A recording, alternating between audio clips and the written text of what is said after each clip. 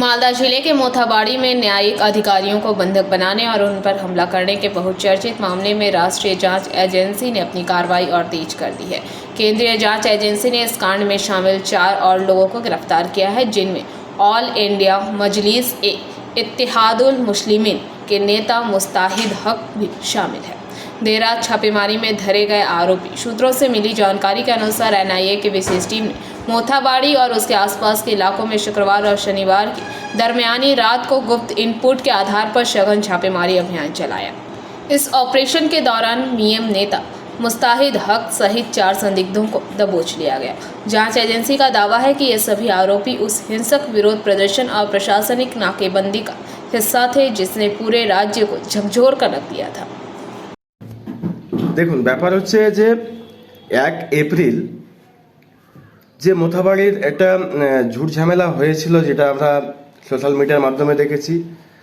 তো সেই ঝামেলার দিন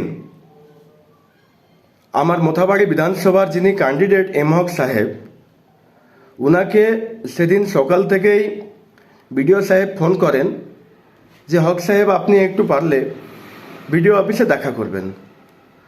উনি আমাদের প্রোগ্রাম বেলডাঙ্গায় ছিল, আসাদ সাহেব এসেছিলেন সেদিন। আমরা সবাই মিলে কিন্তু ওই প্রোগ্রামে অ্যাটেন্ড করেছিলাম, ওই প্রোগ্রামে ছিলাম।